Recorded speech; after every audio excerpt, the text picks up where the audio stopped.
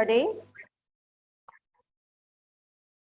Previous class में हम model set कर रहे थे फिजिक्स का, आज उसी को कंटिन्यू करेंगे। तो प्रीवियस क्लास में हम लोग देखे थे क्वेश्चन था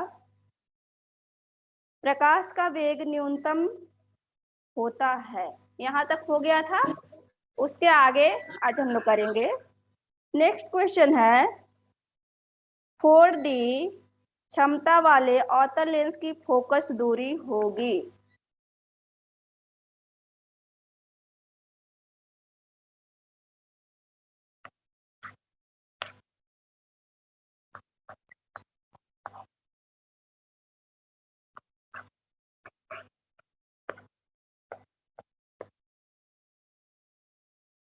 क्वेश्चन है, मॉडल सेट ये 1 है।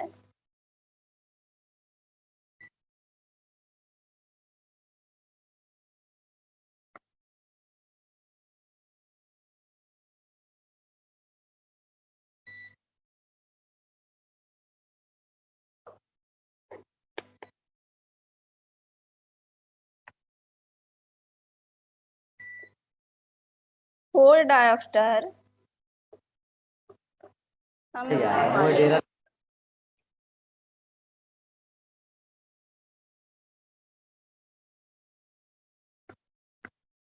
अवतल लेंस की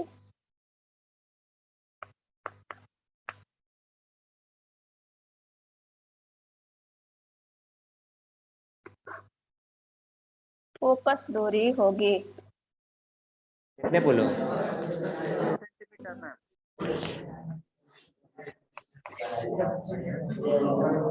इसका ऑप्शन है, ए है 20 सेंटीमीटर, बी है इसका 25 सेंटीमीटर, सी है 30 सेंटीमीटर और डी है 40 सेंटीमीटर। ये क्वेश्चन है, इस टाइप का प्रीवियस में हुआ भी है। क्वेश्चन है 4 डायोप्टर क्षमता वाले अवतल लेंस की फोकस दूरी क्या होगी। इसका निकालने के लिए लेंस की क्षमता का फॉर्मूला होता है, लेंस की क्षमता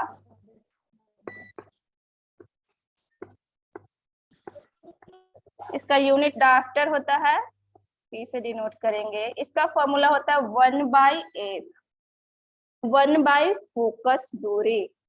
ठीक है, तो यहाँ पे हम इसका वैल्यू पुट करेंगे। क्षमता मेरा दिया हुआ है 4 डायोप्टर, 4D = 1/f और f निकालेंगे तो ये हो जाएगा f = 1/4D। क्षमता जो होता है हमेशा मीटर में होता है, फोकस दूरी मीटर में होता है, तो इसको हम मीटर में चेंज करेंगे तो ऊपर 100 सेंटीमीटर हो जाएगा।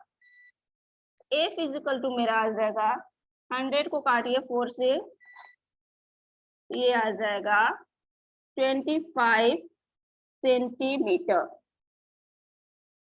25 सेंटीमीटर। ठीक है, 4D क्षमता वाले अवतल लेंस का फोकस दूरी हमको निकालना था। हम जानते हैं लेंस की क्षमता जो होता है 1/f होता है, डेट मीन्स की 1 फोकस दूरी, ये फोकस दूरी का व्युत्क्रमानुपातिक होता है। लेंस की क्षमता दिया हुआ था, इसकी जगह पे 4D रखे और = 1/f, डेट मीन्स इधर f आएगा तो f = हो जाएगा 1/4D। और यहाँ पे फोकस जो होता है, फोकस दूरी वो मीटर में होता है। ठीक है, तो यहाँ ये 1 को हम सेंटीमीटर में चेंज करेंगे और हम जानते हैं कि 1 मीटर = होता है 100 सेंटीमीटर। ये हो जाएगा 100/4, इसको 4 से काटिएगा तो आ जाएगा 25। इसका आंसर होगा बी।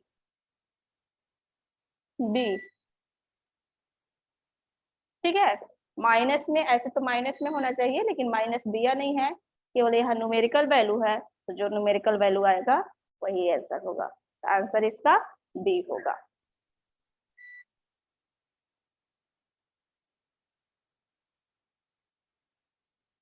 ठीक है, नेक्स्ट क्वेश्चन देखते हैं।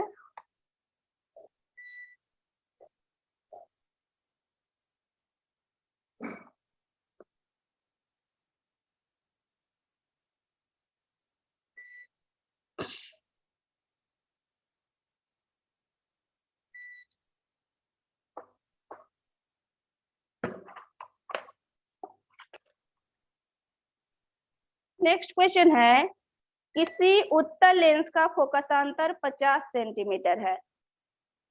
इसी का जस्ट उल्टा है क्वेश्चन। क्वेश्चन है, किसी उत्तल लेंस का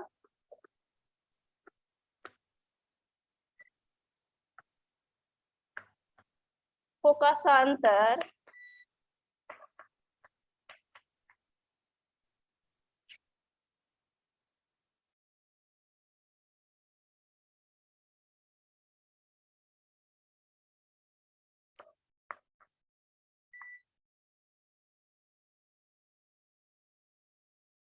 50 सेंटीमीटर है।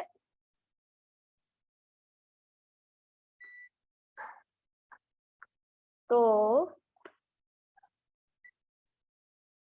उसकी क्षमता होगी, उसकी क्षमता होगी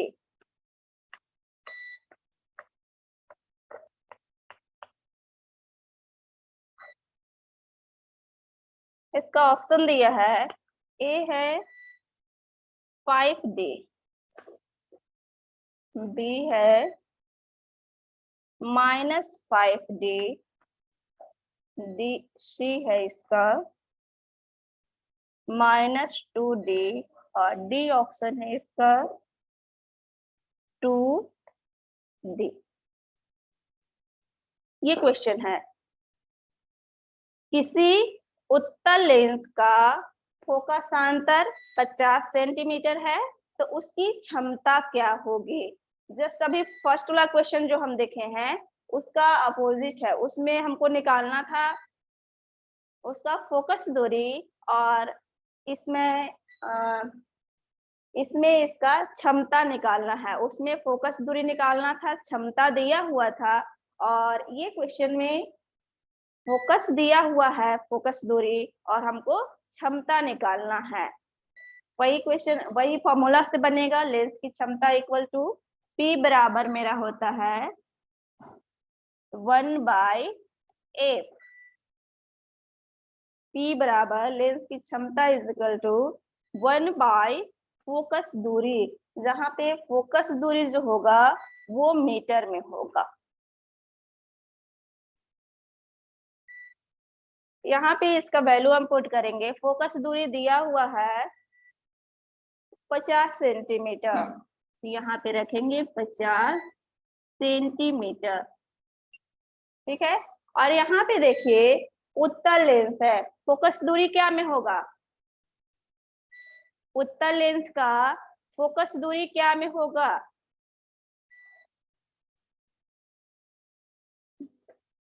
बताइए आप लोग। उत्तल लेंस का फोकस दूरी क्या में होगा,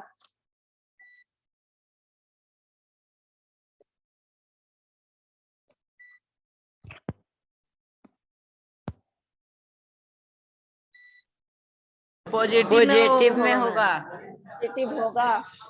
आवाज नहीं सुनाई दे रही थी क्या? पॉजिटिव में होगा मैम। ठीक है, ठीक, बहुत अच्छा। उत्तल लेंस का जो फोकस दूरी होता है वो पॉजिटिव होता है, तो यहाँ पे प्लस में आपका होगा 50, और इसको निकालिएगा तो इसका यहाँ सेंटीमीटर है, इसको ये में चेंज कर दीजिए, ऊपर भी सेंटीमीटर में, तो ये 100/50 हो जाएगा।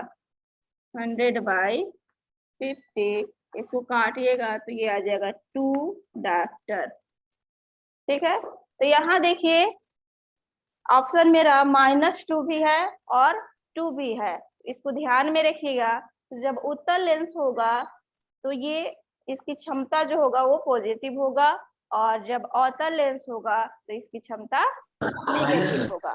ठीक है, तो ऑप्शन यहाँ पे डी सही होगा। ऑप्शन डी सही होगा।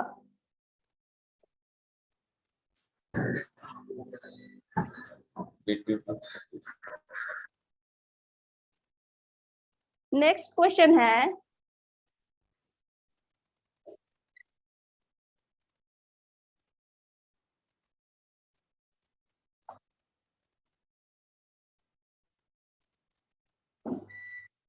प्रकाश का वेग सर्वाधिक होगा। निर्वात में। प्रकाश का वेग सर्वाधिक निर्वात में होगा। बहुत अच्छा है। प्रकाश का वेग सर्वाधिक होगा।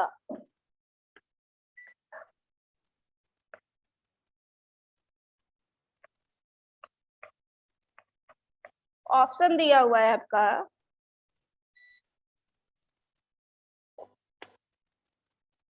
कांच में, बी है पानी में, सी है इसका हवा में, और डी है निर्वात में।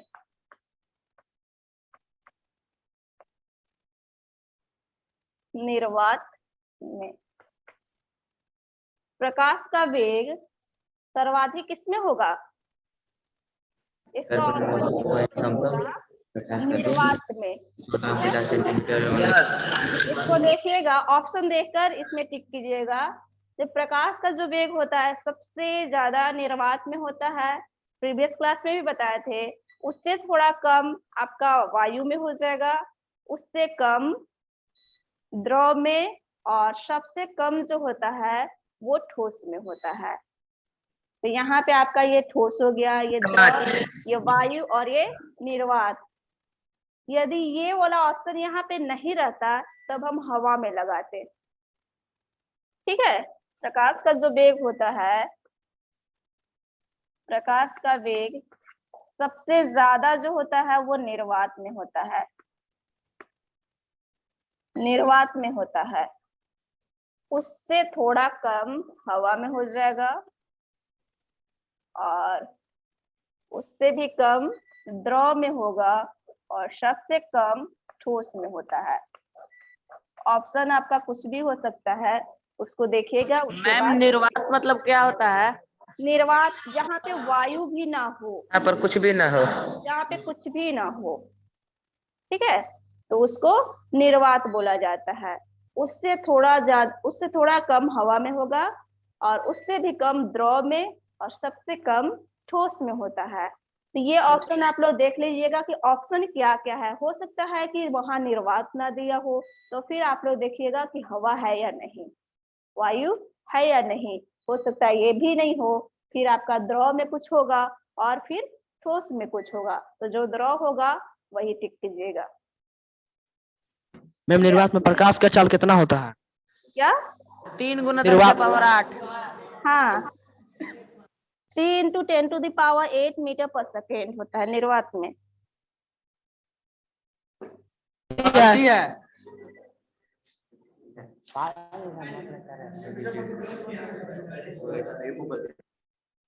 नेक्स्ट क्वेश्चन है, सौर यार गलती।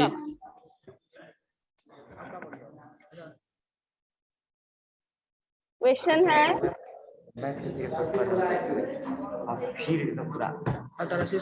सौर, माइक म्यूट कर लीजिए, स्थिरांक का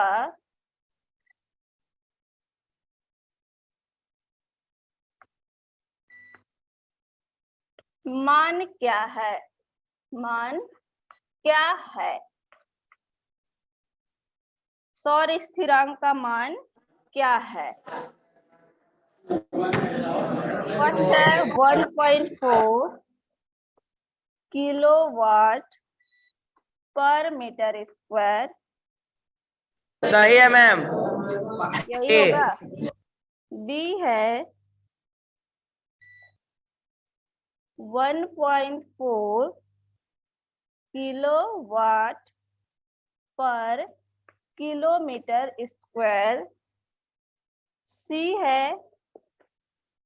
14 किलोवाट पर किलोमीटर स्क्वायर, और डी ऑप्शन है इसका 14 किलोवाट पर मीटर स्क्वायर। ये सौर स्थिरांक का मान क्या है? ऑप्शन ए है 1.4 किलोवाट पर मीटर स्क्वायर, बी है 1.4 किलोवाट पर किलोमीटर स्क्वायर, मैम और 1.5 किलोवाट प्रति हेलो मैम। मीटर स्क्वायर होगा। मैम सौर स्थिरांक क्या होता है? सी है 14 किलोवाट पर किलोमीटर स्क्वायर, और डी है 14 किलोवाट पर मीटर स्क्वायर। मैम पहला होगा 1.4 किलोवाट प्रति मीटर स्क्वायर। ये होगा, ठीक है, बस सही है। अब बताइए सौर स्थिरांक क्या है? सही है, ऑप्शन ए सही है, 1.4 किलोवाट पर मीटर स्क्वायर सौर स्थिरांक का मान है। ये बताइए सौर स्थिरांक क्या है? मैम नहीं पता, बताइए ना। सौर स्थिरांक जैसे सन का जो लाइट है पृथ्वी तक पहुंचता है, ठीक है, सूर्य की किरणें पृथ्वी तक पहुंचता है, और पृथ्वी तक पहुंचने में कितना टाइम लगता है? मान लेते हैं ये सन है, शायद ये 8 आपका, मिनट 6 सेकंड लगता है मैम। ठीक है, ये सन है, इसका रे पृथ्वी तक पहुंच रहा है, ये पहुंच रहा है।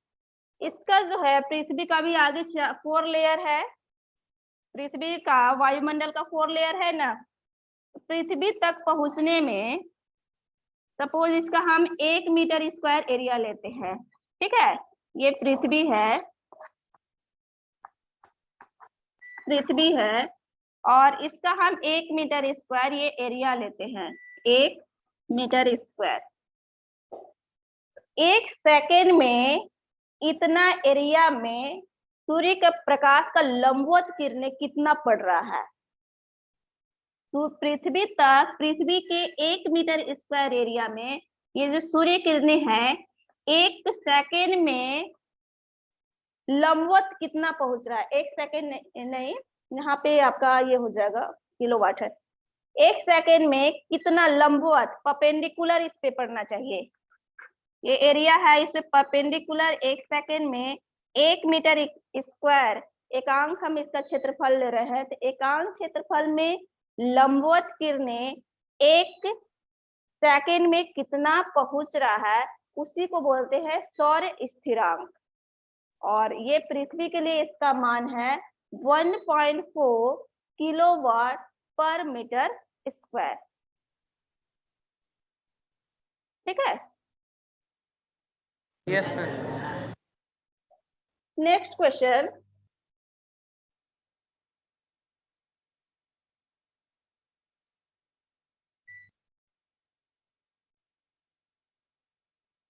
नेक्स्ट है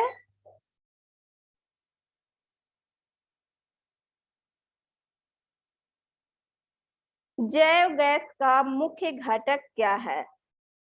क्वेश्चन है जैव गैस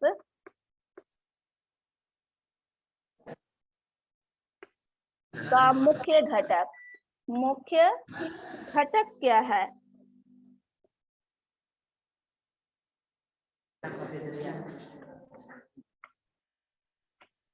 ऑप्शन है इसका कार्बन डाइऑक्साइड,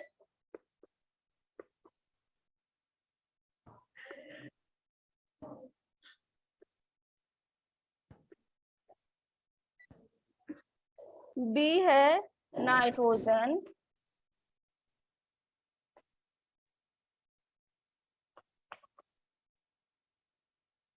सी है oxygen, option number C ma'am. Oxygen, और डी है मीथेन।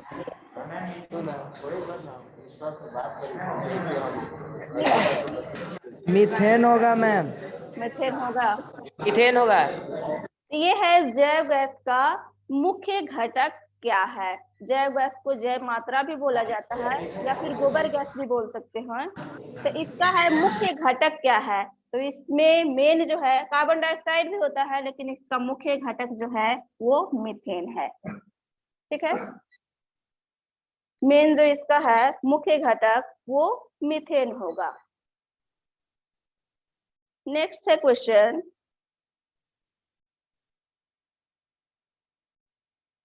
महासागरीय तापीय ऊर्जा प्राप्त करने के लिए। मैम मीथेन कैसे होगा, मतलब थोड़ा समझाइए ना उसके बारे में। मीथेन जो देखिए, ये जो गोबर गैस होता है या जैव गैस कह सकते हैं, उसमें उसको बनाने के लिए क्या क्या चाहिए। उसको बनाने के लिए क्या क्या चाहिए। गोबर, मिट्टी और आपका गोबर हो जाएगा, और ये पेड़ ये जो होता है सब्जियों का जो अपशिष्ट होगा वो हो जाएगा, पानी हो जाएगा। ठीक है, ये सब का वायु के ये अवशेष में ये कराया जाता है, उसका विघटन होता है। तो उसमें मेन जो बनता है वो मीथेन बनता है, और उसी का आगे हम ईंधन के रूप में यूज करते हैं। ठीक है, समझ गए। नेक्स्ट है महासागरीय तापीय ऊर्जा।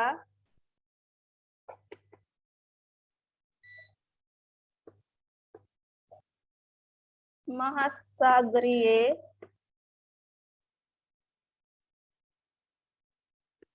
तापीय ऊर्जा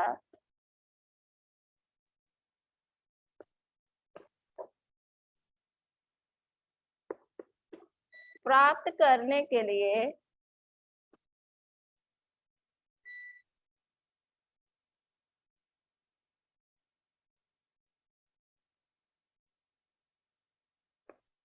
महासागर के पृष्ठ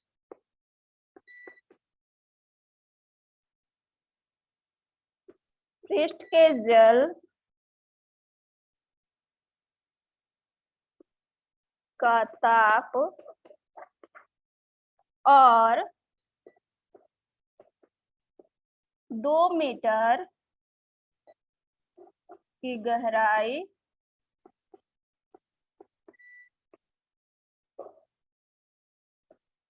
के जल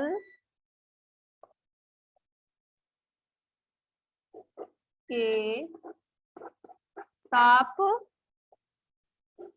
में कितना अंतर होना चाहिए। कितना अंतर होना चाहिए। अंतर होना चाहिए।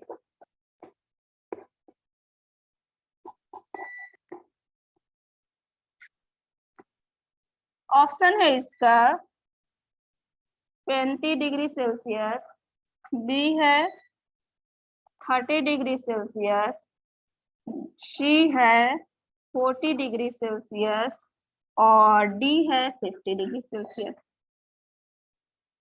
50 डिग्री सेल्सियस ये क्वेश्चन।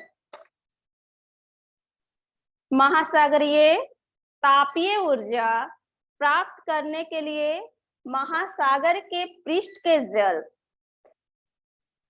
के जल का ताप और 2 मीटर की गहराई के जल के ताप में कितना अंतर होना चाहिए। 20 डिग्री सेल्सियस। कितना होगा। 20 डिग्री सेल्सियस। इसका आंसर होगा 20 डिग्री सेल्सियस। या जैसे ये महासागर है तो इसका पृष्ठ, ऊपरी पृष्ठ कैसे का हुआ हम मैम? लेते हैं, इसका ताप, ठीक है, कैसे हुआ? इसका टेम्परेचर, और इससे 2 किलोमीटर नहीं 2 मीटर के नीचे का जल का ताप ये लेंगे। तो ये इसमें ये दोनों में कैसे हुआ यदि मैम? अंतर 20 डिग्री सेल्सियस होगा तभी जो है महासागरीय तापीय ऊर्जा इससे हम प्राप्त कर सकते हैं। कैसे होगा आगे इसको देखिएगा डिटेल में। ठीक है, जब ये दोनों में अंतर 20 डिग्री सेल्सियस रहेगा तभी हम महासागरीय तापीय ऊर्जा महासागर के जल से प्राप्त कर सकते हैं, अन्यथा नहीं। जैसे आपका पवन ऊर्जा है, जो पवन का स्पीड है, हाँ बोलिए। ठीक है, तो जैसे पवन ऊर्जा है तो पवन का स्पीड, जो वायु का स्पीड है वो 15 किलोमीटर प्रति घंटा रहेगा। इतना या इतना से ज्यादा रहेगा तभी हम पवन ऊर्जा प्राप्त कर सकते हैं।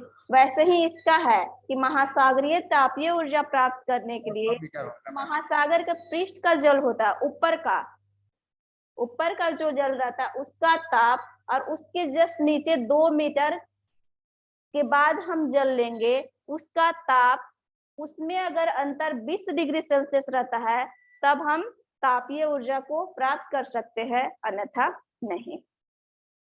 ठीक है, नेक्स्ट क्वेश्चन है मॉडल सेट 2। ये सेट 1 का इतना फिजिक्स का क्वेश्चन था। नेक्स्ट सेट है आपका सेट 2। सारा क्वेश्चन एक ही टाइप का लगभग रहेगा, बस थोड़ा सा इधर उधर अंतर रहेगा। क्वेश्चन समझिएगा उसके बाद टिक कीजिएगा। सेट 2 है,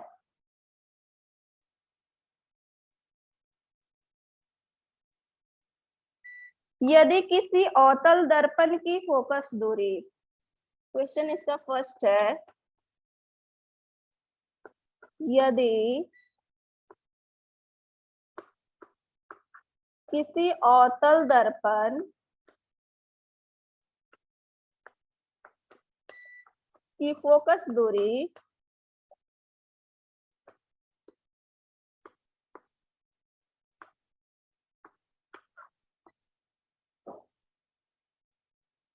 f तथा वक्रता त्रिज्या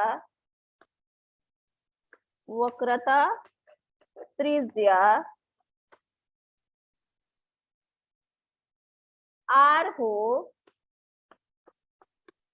तो इसका ऑप्शन है r = f/2, b है f = r/2, सी ऑप्शन है इसका r f, और डी है इनमें से कोई नहीं, इनमें से कोई नहीं। F बराबर r/2 होगा मैम। बी होगा, बी। कौन सा होगा? बी वाला। F बराबर r/2 होता है, क्योंकि होता है r बराबर 2f। r बराबर 2a।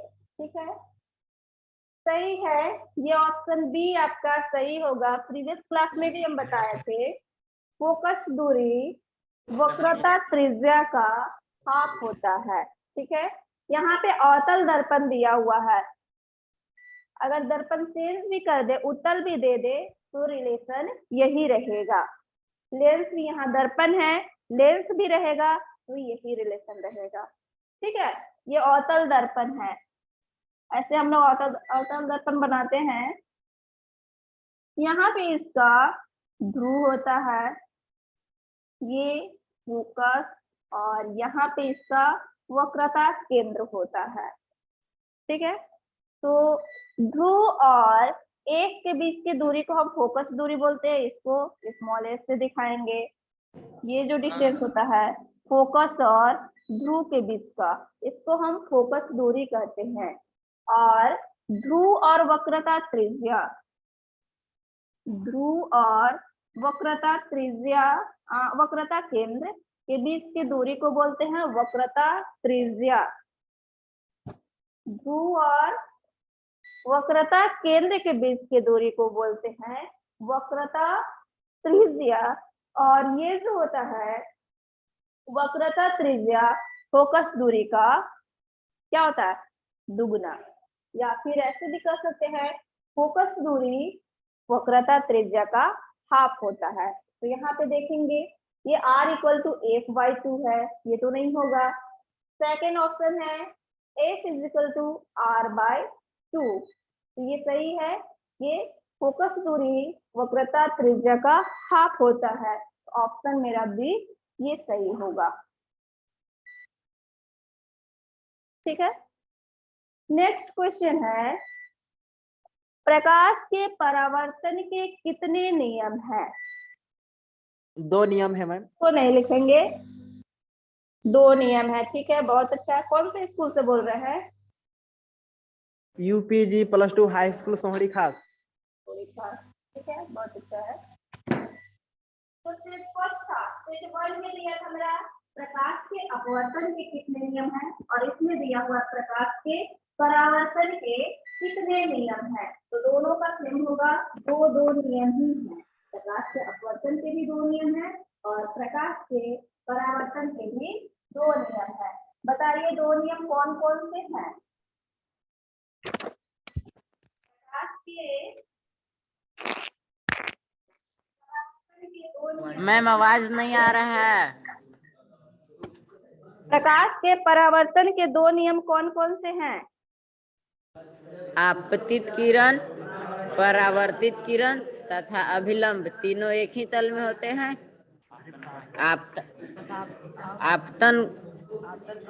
आपतन कोण और परावर्तन कोण आपस में बराबर होते हैं।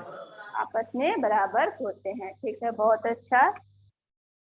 आपतित किरण, परावर्तित किरण तथा आपतन बिंदु पर अभिलंब, ये सभी एक ही तल में होते हैं। सपोज ये प्लेन मिरर है, हम लोग पढ़े थे, ये मिरर है। ये जो किरण मिरर पे पड़ता है, दर्पण पे जो प्रकाश किरण पड़ता है, उसको कौन सा किरण बोलते हैं? आपतित किरण। आपतित किरण। जिस बिंदु पे पड़ता है उसको बोलते हैं आपतन बिंदु। आपतन बिंदु। ठीक है, आपतन बिंदु हो गया।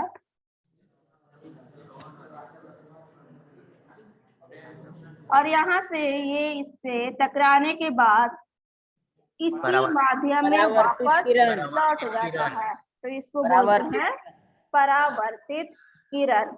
इस पे ये आपतन बिंदु पर हम एक अभिलंब खींचते हैं। अभिलंब मीन्स इस पे परपेंडिकुलर होना चाहिए, ये दर्पण पे लंबवत होता है। ठीक है, और ये आपतित किरण, आपतित किरण तथा ये अभिलंब जो है, इसके बीच जो कोण बनता है इसको बोलते हैं आपतन कोण, आई हो गया। और अभिलंब और परावर्तित किरण के बीच जो कोण बनता है उसको बोलते हैं परावर्तन कोण। ये आर से इसको डिनोट करते हैं। तो ये हमेशा angle I equal to angle R होता है। इसका 2 नियम है। देखिए फर्स्ट जो है आपतित किरण, परावर्तित किरण और ये आपतन बिंदु है, इससे अभिलंब, ये तीनों एक ही तल में होते हैं। ये तीनों जो है एक ही तल में होते हैं। और सेकेंड इसका नियम है आपतन कोण परावर्तन कोण के हमेशा बराबर होता होते है। हैं। हमेशा जो है आपतन कोण परावर्तन कोण के बराबर होता है। ठीक,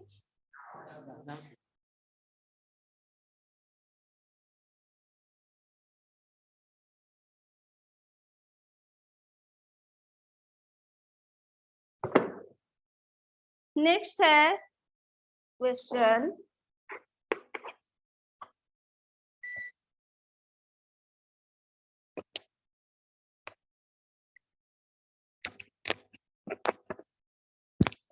क्वेश्चन है आपका, समतल दर्पण द्वारा प्रतिबिंब होता है। समतल दर्पण द्वारा बना प्रतिबिंब होता है। काल्पनिक। काल्पनिक होगा। बना प्रतिबिंब होता है। काल्पनिक होता है मैम, काल्पनिक। काल्पनिक होता है। ठीक है, बहुत अच्छा है। ऑप्शन है ए वास्तविक, बी है ऑप्शन इसका काल्पनिक, और सी है दोनों। डी है इनमें से कोई नहीं। ऑप्शन इसका डी है, इनमें से काल्पनिक होगा ma'am, option number B. Option B सही है। ठीक है, समतल दर्पण द्वारा बना प्रतिबिंब होता है। समतल दर्पण में हमेशा जो प्रतिबिंब होता है वो काल्पनिक बनता है। ऑप्शन बी इसका सही होगा। समतल दर्पण में जो प्रतिबिंब बनता है वो हमेशा काल्पनिक होगा। और काल्पनिक प्रतिबिंब कैसा होता है, सीधा या उल्टा? सीधा होता है। सीधा होता है। ठीक है, और इसमें और होगा कि प्रतिबिंब को हम वस्तु को कहीं भी रखे तो प्रतिबिंब उसका वस्तु के बराबर ही बनेगा। ठीक है, इसका 3 है, समतल दर्पण में प्रतिबिंब हमेशा सीधा, काल्पनिक तथा वस्तु के बराबर बनता है। ठीक है, तो ये इसका ऑप्शन बी सही होगा। ऑप्शन बी इसका सही होगा।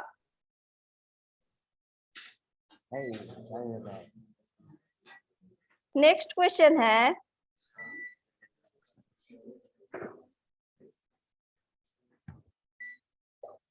वाहनों के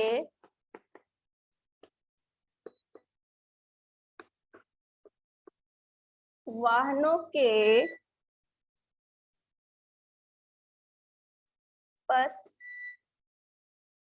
दृश्य के रूप में, दृश्य दर्पण के रूप में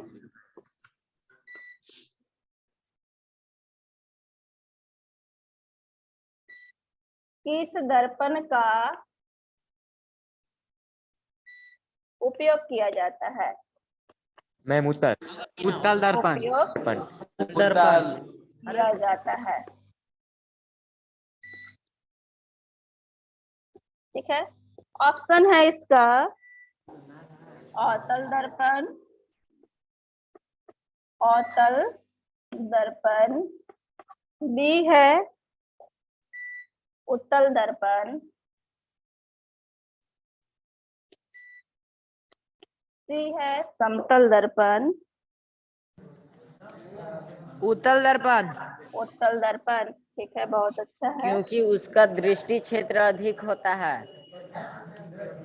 दृष्टि क्षेत्र अधिक अधिक होता है। और क्यों? प्रतिबिंब वस्तु से छोटा बनता है। छोटा बनता है, यस। वलिक। उतने में हट जाता है।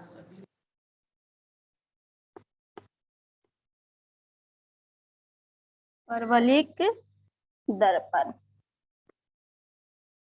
ये ऑप्शन है। क्वेश्चन है, वाहनों के पथ दृश्य दर्पण के रूप में किस दर्पण का उपयोग किया जाता है?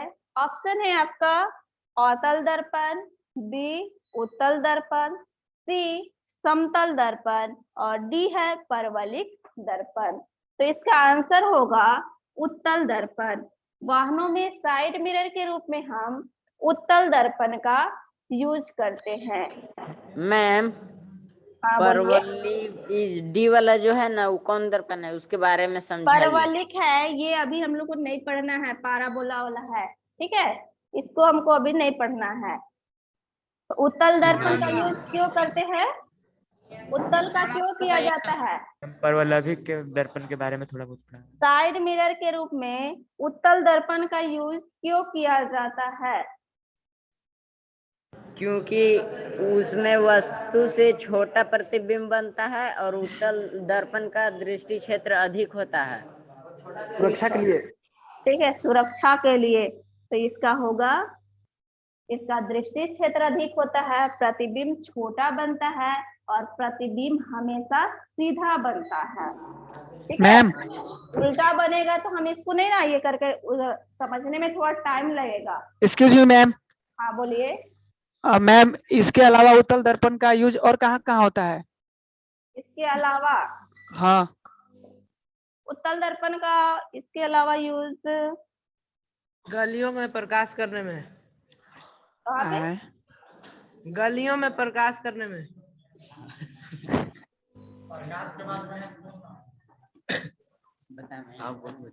वही है, दो ये तो है। यही होगा, साइड मिरर के रूप में ही यूज होता है, मेन इसका ये होगा। मैम बस एक ही जगह यूज होता है इसका? और होगा, अभी नहीं तो पता। मैम बताइए ना एक दो और नहीं पता है अभी, ठीक है बताएंगे बाद में। पार्किंग में होता है। पार्किंग में होता है। मैम। मैम इसके अलावा अगर कोई दूसरा आ गया तो? मोबाइल के कैमरा में। इसके अलावा दूसरा नहीं और आएगा। बाकी सब में अवतल का होता है। और बाकी जो है और आएगा आपका क्वेश्चन 10th लेवल के लिए, तो उसमें अवतल का, जैसे कि सौर कुकर में हो सकता है, ठीक है, उसमें अवतल का, या फिर हो सकता है दंत विशेषज्ञ ये सब जो उनके द्वारा, तो वो सब अवतल के लिए होगा। एक ही मेन इसका है उत्तल दर्पण का साइड मिरर के रूप में। एक और क्वेश्चन आएगा वाहनों के हेडलाइट में, ठीक है, वाहनों के हेडलाइट में साइड मिरर रहेगा तो अवतल दर्पण होता है हेडलाइट में। हाँ, हेडलाइट में आपका अवतल होगा और साइड मिरर जब रहेगा तो उत्तल होगा। मैम आवाज नहीं आ रही है। मैम।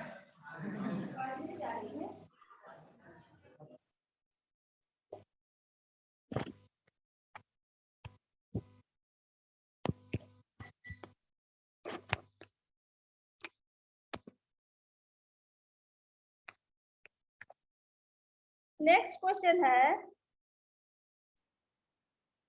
निम्न में से कौन सा पदार्थ लेंस बनाने के लिए प्रयुक्त नहीं किया जा सकता? मिट्टी। मिट्टी, सॉइल।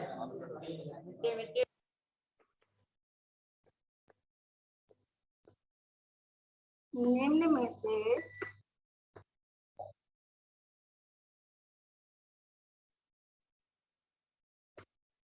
कौन सा पदार्थ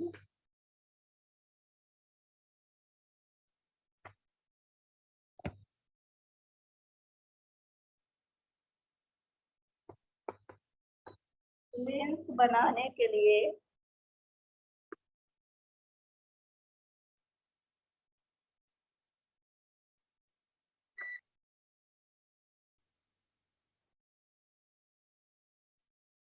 प्रयुक्त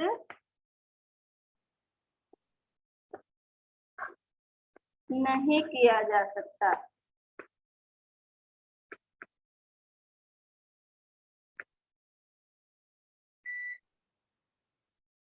ऑप्शन है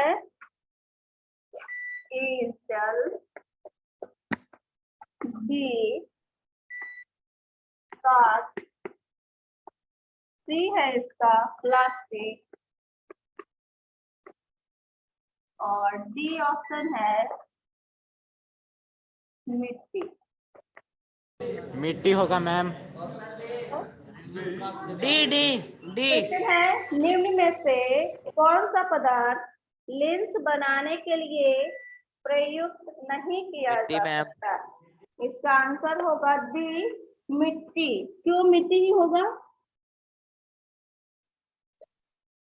क्यों मिट्टी ही होगा, प्लास्टिक क्यों नहीं होगा?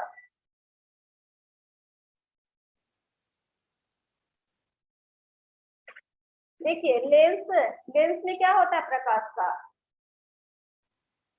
मैम जल का क्या बनता है लेंस में? लेंस में प्रकाश का क्या होता है पहले आप बताइए। लेंस में प्रकाश का क्या होता है?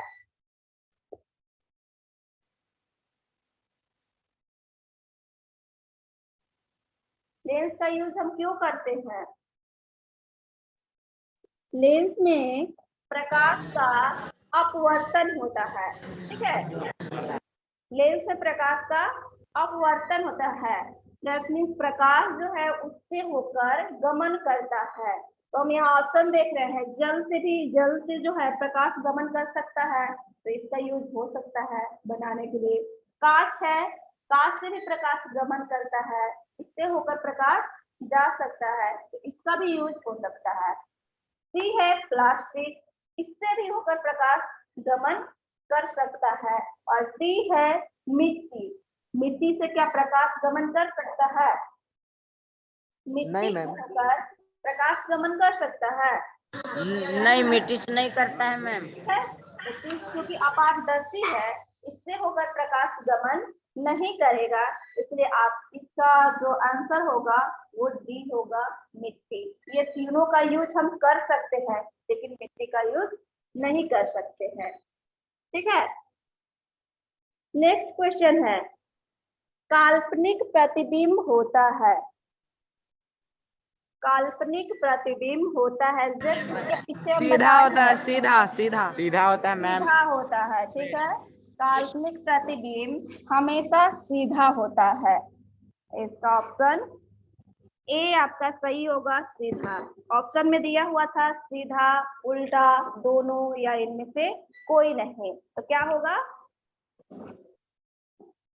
इसका ऑप्शन ए सही होगा, सीधा।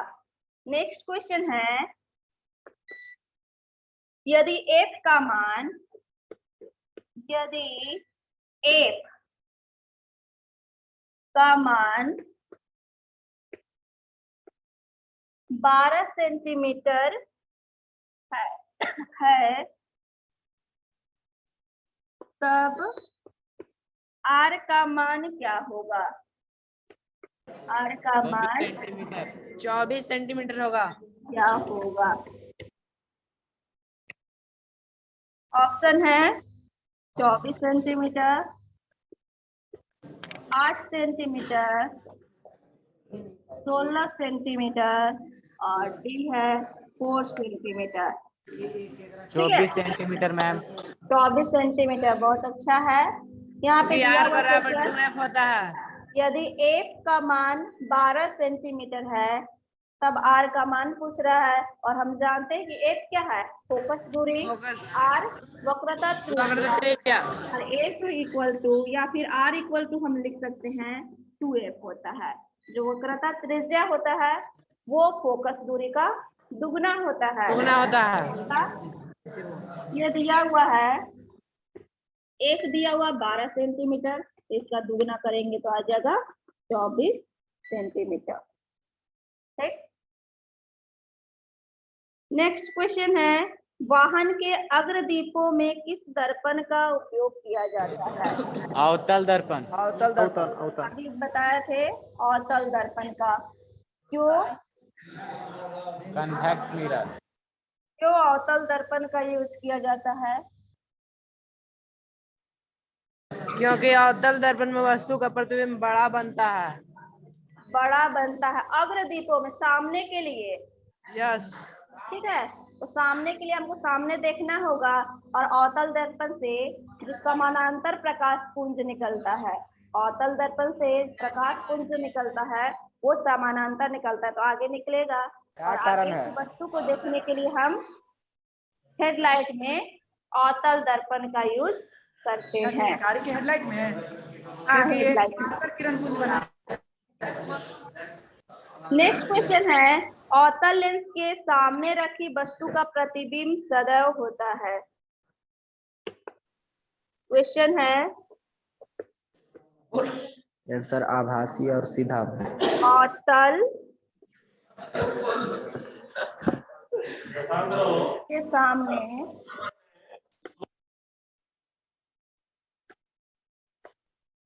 रखी वस्तु का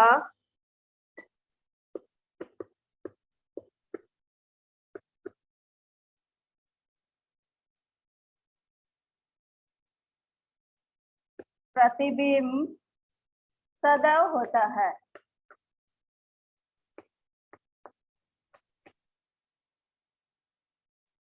ऑप्शन है आभासी व सीधा,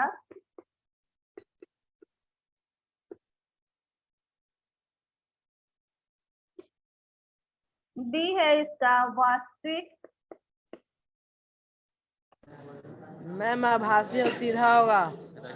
सीधा, आभासी और सीधा मैम। और सी है काल्पनिक व उल्टा। स्टेट। ए नंबर होगा मैम। डी है इसका वास्तविक एवं उल्टा। वास्तविक व उल्टा। क्वेश्चन है अवतल लेंस के सामने रखी वस्तु का प्रतिबिंब सदैव होता है आभासी और सीधा। आभासी और सीधा। ठीक है, तो ये क्वेश्चन ध्यान से देखिएगा, उसके बाद टिक कीजिएगा। इसका आंसर होगा आभासी व सीधा। यहाँ पे अवतल लेंस है, अवतल लेंस के लिए आभासी व सीधा होगा। वहीं पे ये लेंस ना करके अगर दर्पण कर दे तो यहाँ पे अवतल दर्पण कर दे तब क्या होगा।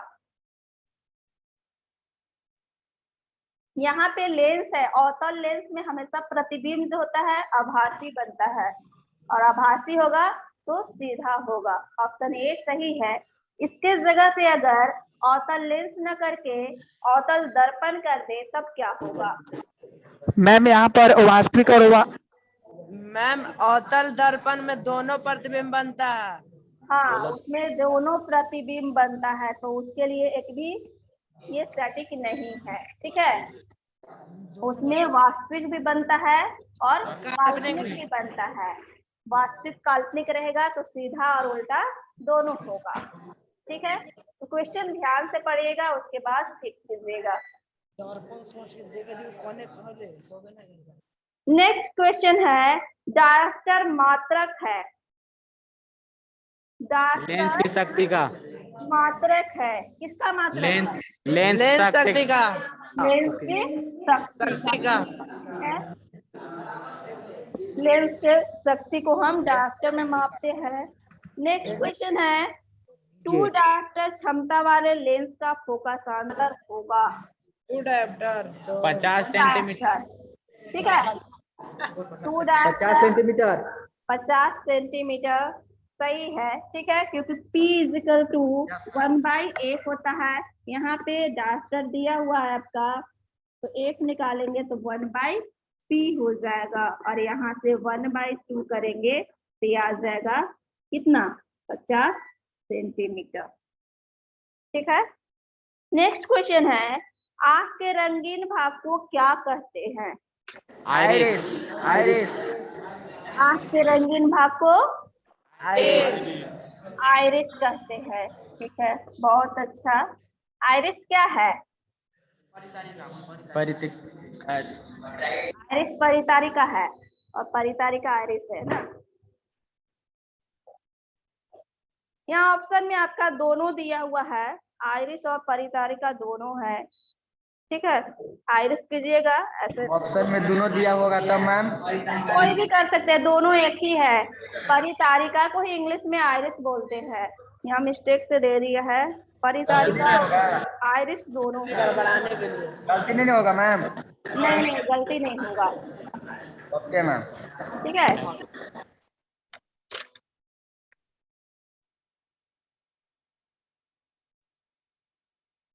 नेक्स्ट है क्वेश्चन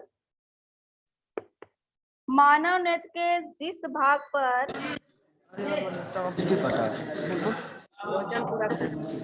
मानव नेत्र के जिस भाग पर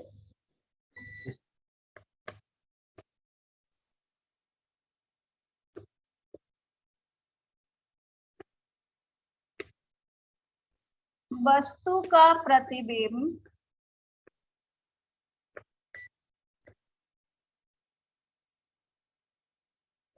बनता है वह है रेटिना। ऑप्शन है दृष्टिपटल। Retina ma'am. दृष्टिपटल। नहीं मैम, रेटिना होगा। बी है परितारिका,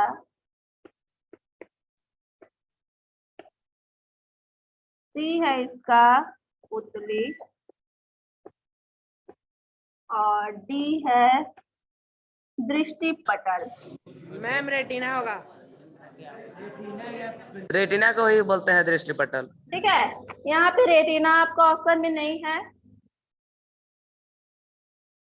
क्वेश्चन है, मानव नेत्र के जिस भाग पर वस्तु का प्रतिबिंब बनता है उसको क्या कहते हैं? दृष्टिपटल। ऑप्शन है कॉर्निया, परितारिका, पुतली और दृष्टिपटल। दृष्टिपटल को ही इसका इंग्लिश होगा में रेटिना कहते आंसर हैं। दृष्टिपटल। दृष्टिपटल को ही इंग्लिश में रेटिना बोलते हैं। यहाँ जो आई में ऐसे होता है, ऐसे आई बनाएंगे, यहाँ पे जो होता है, ठीक है, यहाँ पे जो होता है उसको रेटिना या फिर दृष्टिपटल बोलते हैं। ठीक है, और यहाँ पे प्रतिबिंब कैसा बनता है?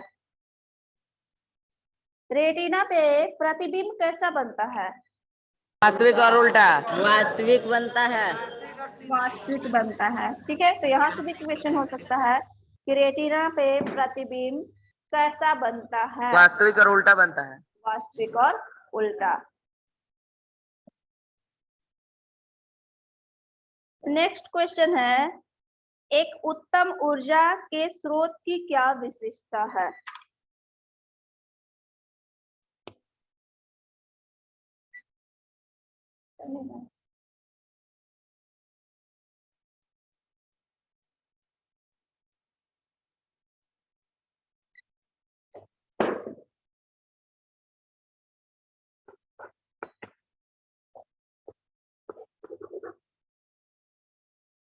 एक उत्तम ऊर्जा के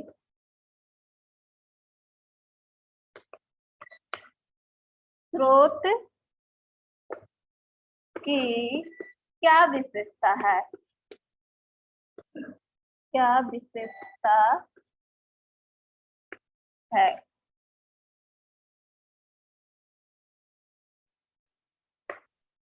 ऑप्शन है इसका, वह तेजी से जलता है, वह तेजी से जलता एकांक है, द्रव्यमान अधिक कार्य करे। प्रति एकांक द्रव्यमान अधिक कार्य करे। बी है उसमें स्वयं आग लग जाए,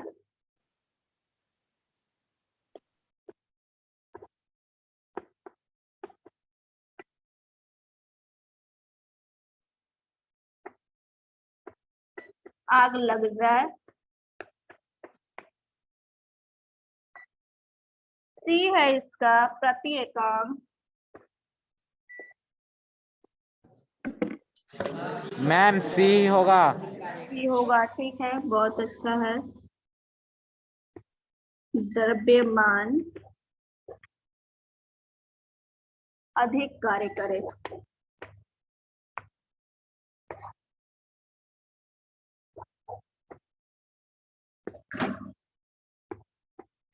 और डी है वह महंगा हो, वह महंगा हो।